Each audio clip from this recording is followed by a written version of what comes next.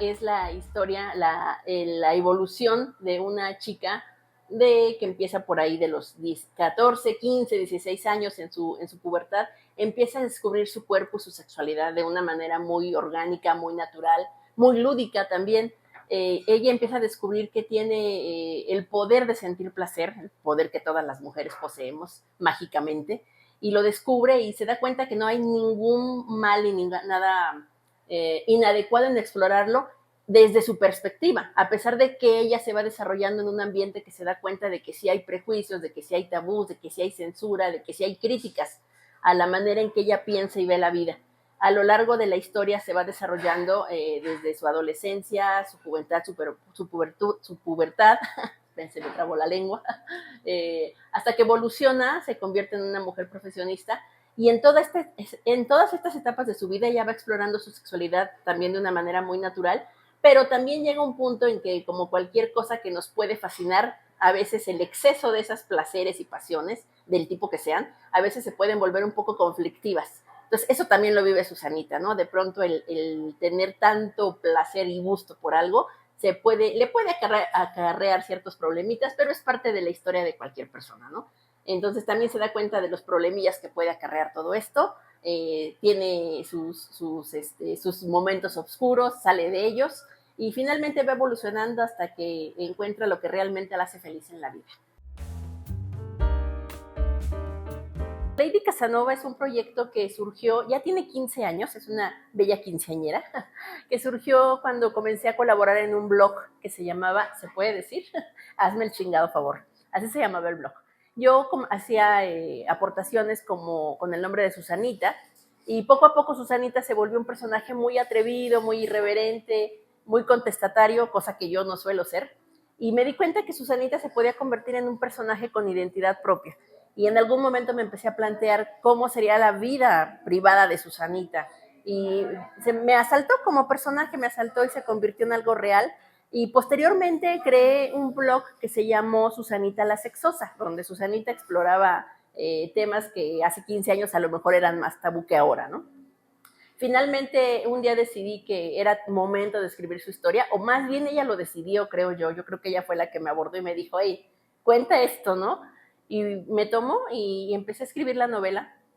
Y me tomó muy poco tiempo escribirla, al contrario de 15 años corrigiéndola y viéndola y revisándola, pero finalmente la terminé. Y bueno, vio la luz hace un par de meses a través de la editorial Palabras para Libros, que confió en ella y creyó en ella.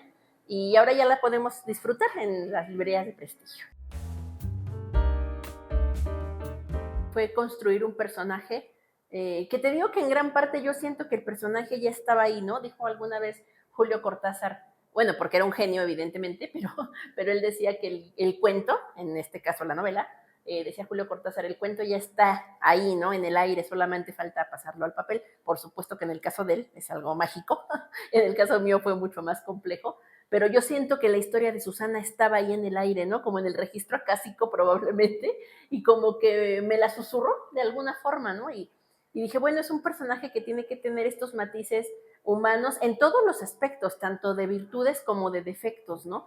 Entonces, precisamente por eso de pronto suceden sus excesos, suceden sus reflexiones, porque finalmente es un ser vivo, inteligente, con criterio y muy abierto, ¿no? Entonces ella se construyó así, a sí misma, ¿no? Fue como sucedió la situación con Susanita, porque yo creo que sí somos todos los seres humanos, ¿no? Con defectos, con virtudes, con anhelos, con frustraciones, y finalmente fue eso, ¿no? Un análisis del espíritu humano como cualquier otro, ¿no? Pensando en una chica contemporánea mexicana de este siglo, bueno, del siglo pasado, pero que está muy, muy adaptada a lo que vienen siendo ahora las nuevas generaciones, ¿no? Se construyó Susanita como cualquier personaje humano. Yo creo que mucha literatura que se escribió bajo el anónimo probablemente fue escrita por mujeres, ¿no? Bueno, de hecho dicen que sí es así, ¿no? Entonces yo me imagino que actualmente lo que tenemos es la libertad y la conciencia de que podemos dar la cara sin ninguna vergüenza, por lo menos en esta parte occidental, ¿no? No, desgraciadamente no sucede en otros lugares, ¿no? En otros entornos. Pero yo creo que el atrevernos a explorar personajes con todas sus vertientes. Y finalmente la sexualidad es parte del ser humano, no podemos negarlo, no podemos decir que no existe. Y si estamos construyendo personajes con todos sus matices, pues seguramente tendrán que tener una parte sexual, ¿no?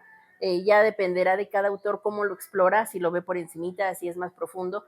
Y, la idea de calentar, digámoslo así o no, probablemente no fue la intención, pero finalmente si alguien ve una relación entre dos personas o más personas, pues es inevitable el sentir la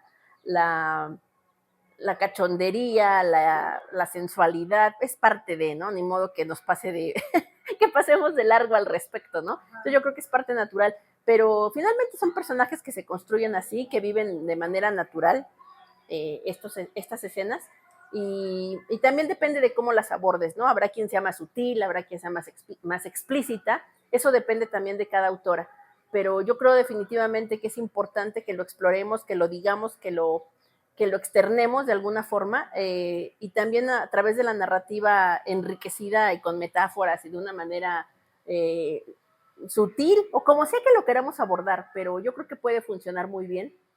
Y me parece muy valiente las chicas que lo están haciendo, me parece muy eh, de mucha valía que se atrevan a hacerlo, porque durante muchos años estuvimos calladas, bueno, y que afortunadamente también hay una serie de autoras que nos anteceden, que se atrevieron a hacerlo, y yo creo que son la parte que debemos de admirar y de reconocer y de seguir esos pasos, ¿no?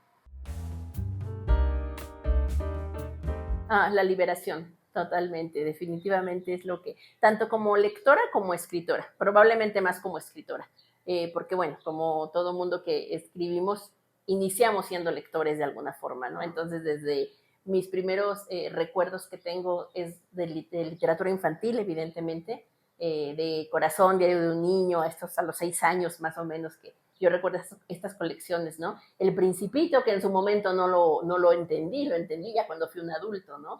Heidi, ay, me acuerdo cómo adoraba yo este libro de Heidi, que me lo llevaron los Reyes Magos, un libro de pasta dura, que además tiene esta magia. Me encantaba la historia de Heidi. Y pues, bueno, pues, obviamente fueron evolucionando las lecturas, y pues llegó un punto en que también yo necesité esta manera de expresarme, y yo creo que siempre he pensado que la literatura es el arte más noble que existe, porque con un papel y un lápiz puedes crear, ¿no? A diferencia de la pintura, la escultura, la danza, que necesitas de más técnicas o más recursos para poder hacerlo, la literatura es muy gentil en ese sentido. Y cuando yo no, encontré la capacidad de poder expresarme a través del arte literario, fue una liberación total, ¿no? Fue decir, puedo crear algo, no importa si tengo talento o no, lo puedo hacer, lo puedo desarrollar, y me siento plenamente satisfecha de poder hacerlo. Entonces la literatura para mí es la libertad y es el vivir, y vive conmigo todos los días. Comenzamos con Josephine Munzenbacher, creo que estoy diciendo lo correcto, no sé, de Félix Saltien, eso sí recuerdo el autor. Es una novela erótica bastante intensa, yo creo que quien se atreva a leerlo seguramente se llevará una sorpresa, muy sorpresa. Es una novela que les recomiendo bastante. Dolly Morton, también se las recomiendo muchísimo. Fanny Hill, Grunchesca, son novelas eróticas de principios del siglo pasado, finales del antepasado, pero increíblemente mucho más explícitas que incluso las actuales, ¿no? O sea, hubo mucha libertad en eso. Comentábamos también unos textos que se llaman La Perla, que son de un autor anónimo, pero también los encuentran fácilmente, pueden buscarlos, googlearlos así como La Perla novela erótica, y seguramente los van a encontrar incluso para descargar. Está muy interesante.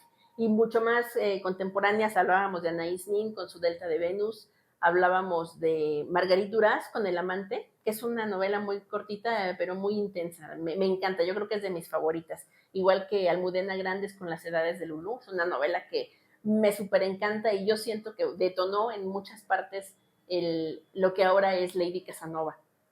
También les recomendaría Historia de O, que no recuerdo la autora de momento, y Emanuel también, que la autora de Emanuel también se llama Emanuel, entonces algo tiene por ahí de autobiográfico según tengo entendido, y serían las recomendaciones que les haría. Respecto a la exploración del cuerpo, tal vez no en un sentido más erótico, pero sí en el sentido de conectar con nuestra propia sexualidad y nuestro propio cuerpo. No puedo dejar de comentarles a Andrés Newman, por supuesto, con Anatomía Sensible, que es esta exploración de desde la punta del cabello hasta la punta del dedo gordo del pie. Yo creo que es interesante explorarlo.